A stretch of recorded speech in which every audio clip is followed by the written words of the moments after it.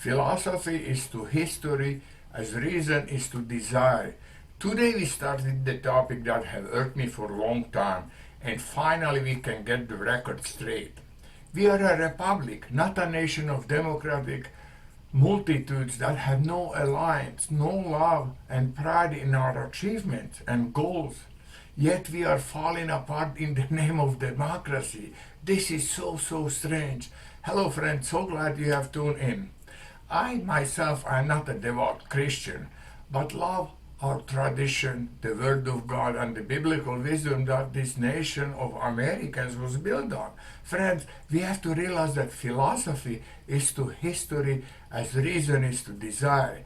Long time ago I read a story regarding Alexander the Great that has stuck with me for all these years, and it reminds me of our current state of our republic.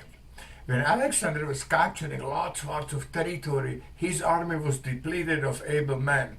And with no men you have no army. The same way without the borders you have no country. As they were marching through a city, he gathered his generals and told them, "Go to the city and recruit able men to our legions, but do not recruit any gypsy." One of the generals asked, "Why not the gypsy? They are as capable to fight as any of us, so why not?" Alexander replied, "Yes, they are, but the gypsy has no alliance with any land. Gypsy are free to roam, and as soon he will reach his destination, he will desert us." There is so much historical as well biblical truth in this event. Fact be told, there is no gypsy land, there is no gypsy country anywhere on this earth. Gypsy are free everywhere. Alexander did not express hate, disgust, or resentments toward the gypsy.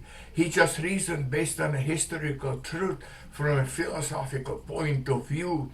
Philosophy is to history as reason is to desire. The moral of the story is that even though Alexander had desperately needed a man for his legion, he sure did not want just any man. Friends, you can interpret this in any which way you want. We are not replaceable. We are all same in the eyes of our Creator, but not all the races have contributed the same. You can't have a number one country consisting of a people with the tribal mentality. You can't have an individualistic ideology to prosper in a tribal setting. Alexander would never win any battle, even if he would militarize all the gypsy in the world.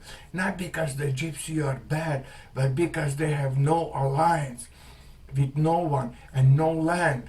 They would never hold up the star-spangled banner with their falling bodies. They would never endure years of fighting for something that is not held dear to their hearts.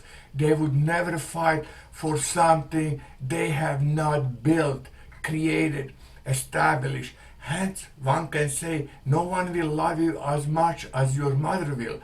Unqualified people on the view will reinterpret this story into some tribal rhetoric. You can have Geraldo Rivera answer his affirmative action privilege degree to his Latino wisdom. You can make me into a racist and Nazi. After all, in our democracy, this kind of accusation will always guarantee victory. I am convinced that most people in politics have no clue what is democracy. They just parroting these words with a mischievous intention to make us feel guilty, bad, hateful. Is Chuck Schumer here? Just remember, philosophy is to history as reason is to desire. Friends, please forget the accent, the lighting, the kitchen setup, the cheap presentation. Focus on the meaning.